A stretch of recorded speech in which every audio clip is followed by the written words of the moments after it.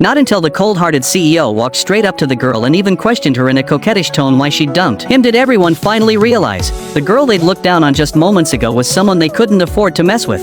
But right now, the scheming adopted sister, who had no idea what she was up against, rushed over to accuse the girl of stealing her fiancé. She even pretended to be pushed down by the girl. Seeing this, the entire scheming family started humiliating the girl who'd just been brought home, sneering that she was just a country girl who farms, and that she was totally unworthy of the CEO. Little did they know the girl didn't care for the title of CEO's wife at all. Her real identity was the chairperson of the multinational corporation SN, someone even the CEO himself looked up to with awe. The only reason she agreed to come back to this family was that she'd found out her grandma had actually been searching for her for 18 years. Watching everyone muttering about her, the girl was about to step in. But unexpectedly, the CEO stepped up to defend her first. He sneered at the scheming brother, asking if his bones were as tough as his mouth. And right after that he announced publicly that the girl was his fiancée. Faced with this chance to jump to the top, everyone thought the girl would say yes, but in the next second she just ran away.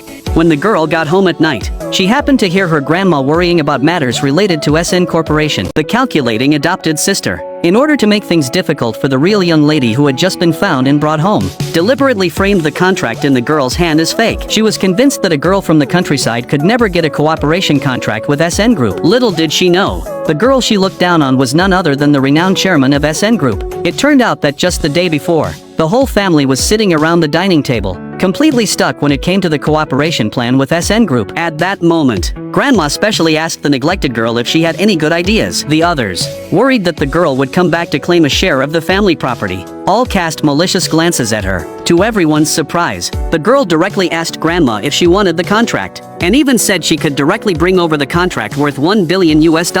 Who would have thought that as soon as she finished speaking, the girl was mocked by her stepmother. Do you think you're the chairman of SN Group? Can you just hand over the project whenever you want? Why don't you weigh your own worth first? But in the face of the retort, the girl directly admitted that she was the chairman of SN Group. This gave the calculating adopted sister the perfect opportunity. She accused the girl of boasting, saying that her nonsense would arouse the anger of SN Group, and demanded to drive the girl out of the house. Grandma and the younger brother, who had always cared about the girl, quickly tried to dissuade her, telling her not to say anymore, because SN Multinational Group was in existence they could neither climb up to nor afford to offend. After everyone gradually left, the girl asked her younger brother, who was also unpopular at home, "Do you have the proposal for the cooperation plan?" In the blink of an eye, it was the next day. The girl appeared in a red dress, just in time to run into her stepmother and the calculating adopted sister, who were on their way to SN Group to discuss cooperation. When the two saw her, they still didn't forget to belittle her a few words. The girl completely ignored them and directly called her secretary,